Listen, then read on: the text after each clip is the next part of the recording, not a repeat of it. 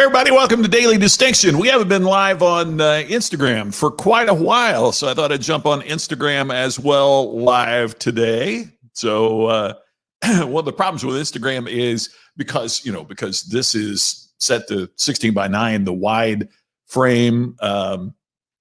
Instagram is shot differently, so you're seeing a different view than what the folks that are watching on YouTube or Twitter or Facebook might be. But thank you for being those of you jumping on right now to join us on Instagram. Thanks to everybody watching right now. Holy cow, a bunch of folks jumping on here real quick. I really appreciate that. Thank you for being here. Hey, before we get into today's topic, which I think is a really important one, I just spent about an hour and a half on a virtual seminar this morning with my friend Phil Jones. Phil has joined me on a previous version of Daily Distinction.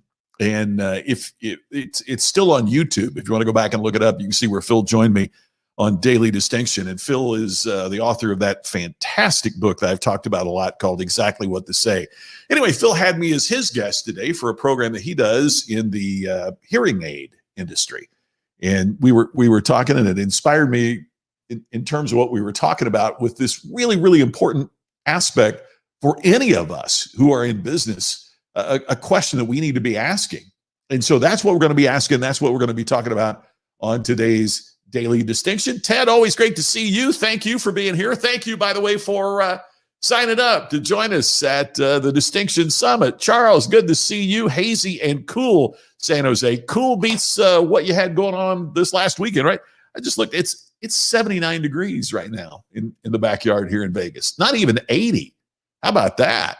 I can't believe it. We have got a little reprieve from the from the hot weather. Mike, so good to see you. Your Chiefs kick off tonight. My Colts are in Jacksonville on Sunday, so excited about that.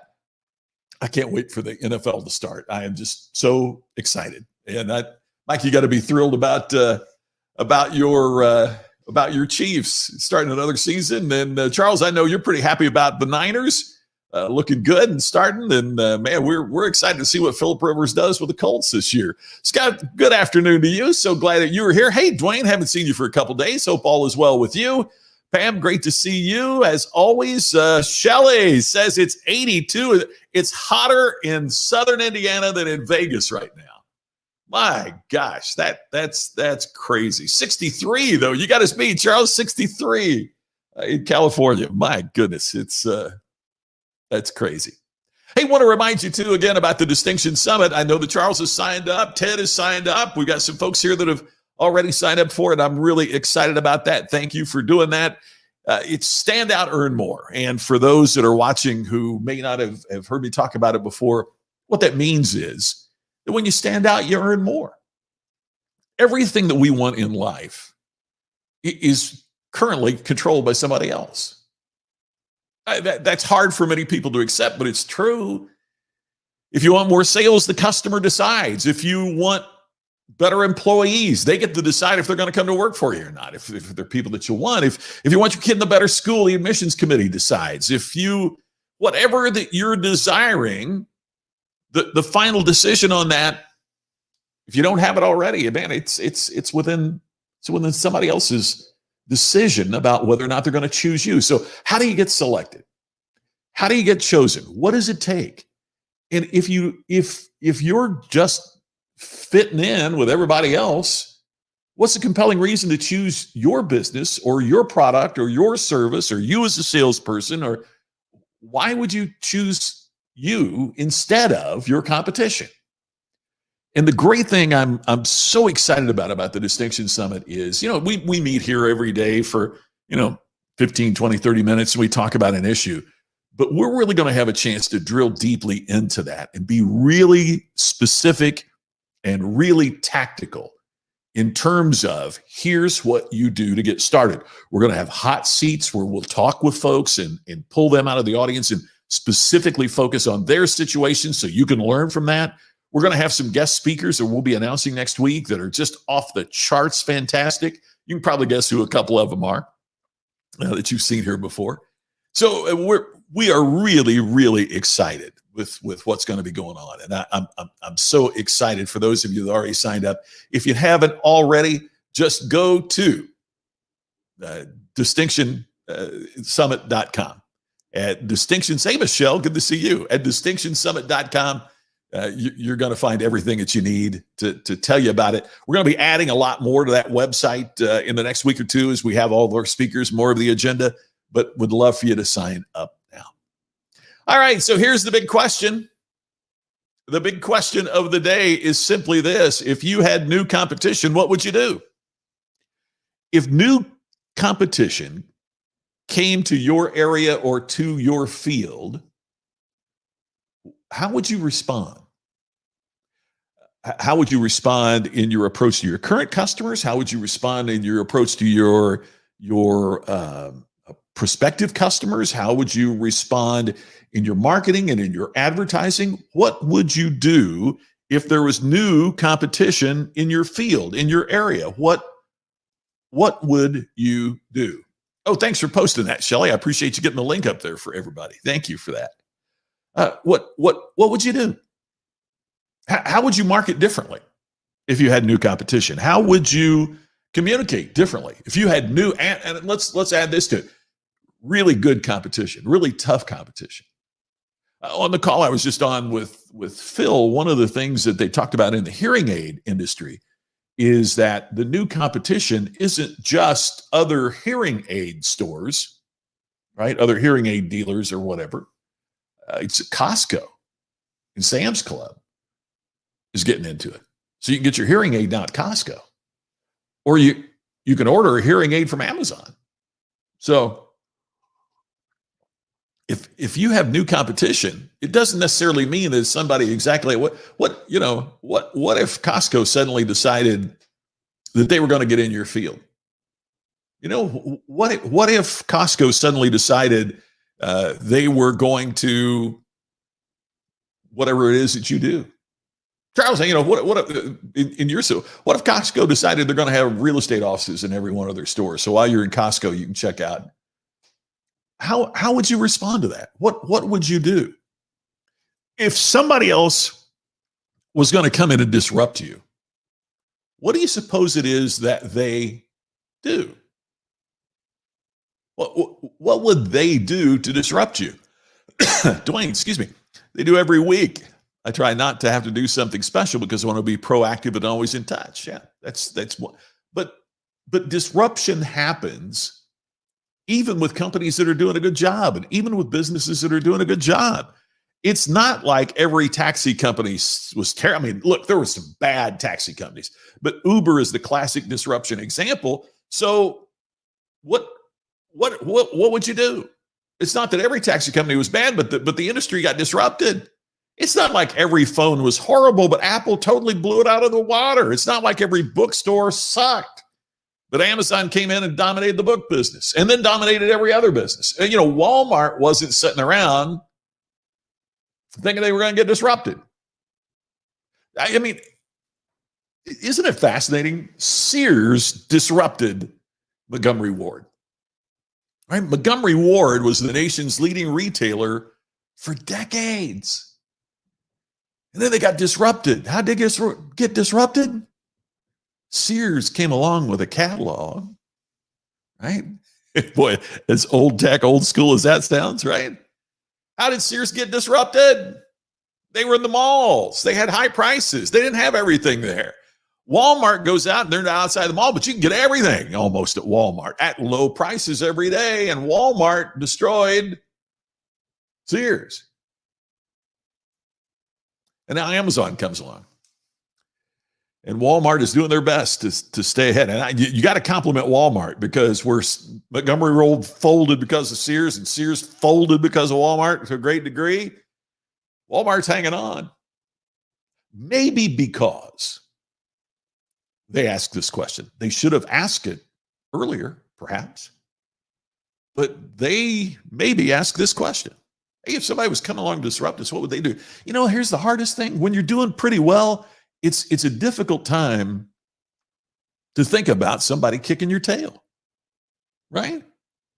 I mean, if you think about it, and I'm going to use a sports analogy. I know they're overused, but as much as I hate the New England Patriots, You got to give Belichick a lot of credit. You know why? Because he always makes it feel like this is going to be the year that we're really, and he prepares his team.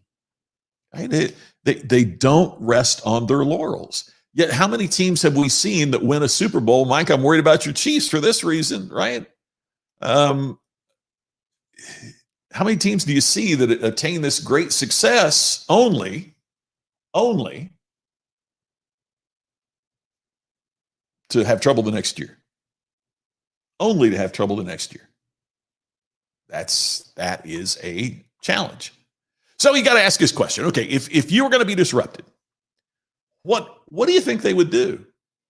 I mean, if you're Walmart, you could sit there and say, what would they do? How could they make it easier? Maybe they deliver. Like enterprise rental car. They bring the car to you. Maybe now, it's hard to imagine, but you got to think outside the realm of your own industry. Think about it and then write it down. Write it down. If somebody was going to disrupt you, what would they do? How would they do it? What would be the actions they would take to disrupt you? Write it down. Think about it. Consider it. Think about it very, very deeply. Michelle, here's a big one. I'm not worried about new competition, field not as huge, but I'm an expert in field, well-known, extremely active, creating content, secure with what I have to offer. Yeah. Michelle, I'm with you. I believe you. Yet that's exactly the point where we need to be asking that question. Because the moment where we don't worry about it is the moment we become really vulnerable with it. Right? Yeah, personal connections, return clients, referrals, important. So the question then, Charles, becomes what could make them go someplace else? What could make them go someplace else? Now, part of it is if you didn't execute at the level at which you've been executing. Part of the reason that you're doing what you're doing now is because you've been executing at such a high level. So one of it would be, and that would be part of it. If for me as a speaker, we get repeat business and return business when there were meetings going on. And how did we get that? It's because I did a great job. If I do a bad job, then there's no reason to expect somebody's going to come back. Same with you, right? But what could disrupt you? I mean, I'm going through that right now. It never occurred to me. Now, after 9/11, it should have. Because 9/11, all the flights shut down, meetings shut down. And I should have been sitting there with a legal pad and my thoughts thinking, okay, what if something happens that shuts everything down? What would I do? But yet, man, things are going great and we were booking and everything's fantastic. And everything shuts down. So what happens? Mike, once the drive and desire to get the tops accomplished, it has to be much more difficult to keep up. Yeah, exactly. Once you've had the parade and you've held that trophy, there's something challenging about strapping it on and going back out there to do it again. It's so much easier to get to the top than to stay there. So what do? Dwayne, they offer crazy low prices as a hook. Never try and beat the price. Yes, exactly. And price matters price always matters. Don't misunderstand me. Price always matters. But it becomes a really major factor when customers don't see a meaningful difference between us and the competition. I mean, if everything is equal, why wouldn't you go for the cheapest price? I mean, if I'm buying the same car, let's say there are two, pick a brand. There's two, I want to buy a Jeep. And there are 3 Jeep dealerships in Las Vegas. So it's the same Jeep. If I don't see a difference between the dealerships, guess what Jeep I'm going to buy? The cheapest one. But if I see that one dealership, if the salesperson makes a greater connection, and if I believe the service department is more efficient, if they talk about things that make me feel like a part of the family, like they're going to take care of me, I might pay $200, $300, $400 extra dollars for that Jeep. Hey, I might even rationalize what's an extra $500 if I'm financing it over 5-6 years. It's $100 a year. What? But if I don't see any difference, why would I pay a penny more? So that difference is important. But I want to bring up one more factor as well, too. And it's what the late Dr. Clayton Christensen wrote in his book, The Innovator's Dilemma, which may be the most profound business book of the last couple of decades. And what he talked about is it's the dilemma, it's the problem that happens when you innovate. And here you think, wait a minute, innovation is supposed to be great. Innovation is supposed to be good. I mean, look at how great Apple has done because of the innovations. And okay, so there's a problem inherent in that. All right, you come up with this great innovation. I create, a widget, whatever this is. Okay, I come up with this, and it's really innovative, and it really is something that drives business to us, and it's fantastic, and it's wonderful. And typically, what most businesses start doing is they get such a structure built around this that they stop innovating, or they come up with incremental advancements for this, and they don't come up with something new and innovative. They keep trying to improve this, even though it was the creation of this that made everything. So in other words, Apple not only needs to be improving the iPhone, they got to figure out how they can create the iPhone of hearing aids. I was talking about hearing aids today. How do you create something so amazing, so innovative? Now, part of how that started was that Steve Jobs and other people around him, they hated their phones. They didn't like their phones. They said, we could do better than this. So, but if you're Motorola that's making phones 24/7, you got a whole staff of people that are engineering and creating and developing phones. How come you can't come up with the iPhone? And the Innovator's Dilemma explains why. Because you got your whole staff of people, and you got all these folks working on improving that innovation that you already have and protecting that innovation that you already have, rather than trying to innovate and create the next one, which brings about the question for you and your business. Are you working harder to protect what you're already doing than to innovate and to change and to be distinctive? Are you working harder to protect what you're already doing than to innovate and to change and to be distinctive? Michelle, you're on target, right? Staying at the top requires constant reinventing yourself. To continue the football analogy, boy, I'm beating the sports analogies to death today, but to continue that analogy, think about what that means. If the Kansas City Chiefs, Super Bowl, Mike, I'm talking about your team here. If the Kansas City Chiefs go out and all they do this year is to run the same plays that got them to the Super Bowl last year, I'll promise you they're not getting back to the Super Bowl. You know why? Because the other side's already figured out how to defend those plays. If they don't reinvent and tweak and not just incrementally improve those plays, but if they don't come up with some new plays, they're not going back to the Super Bowl. If they don't tweak the lineup and try to improve at little spots, even though they won the championship, there's improvements we can all make. And the same is true in our businesses, right? Staying at the top requires constant reinvention. You got to offer new and exciting things to engage your customers. As Michelle says, it's absolutely on target. Charles, there you go. Well, and by the way, in case you tuned in late with the Distinction Summit coming up, Charles is one of the first folks that have signed up for it. So he's practicing what he's preaching here. But the post-pandemic program and the Distinction Summit, the Grow Live Academy is my buddy Ken Walls, and it's about live streaming. It's how I learned how to do this live streaming that we're doing. Yeah, you're not in a hurry to be the cheapest realtor in town, but see, there you go. But think about this. People say, what's the cost of the program? It's not the cost of the program is that if you don't do it. With you doing what you're going to be doing with live streaming, what you're doing, and with your investing in yourself, man, Benjamin Franklin said an investment in yourself pays the highest dividends.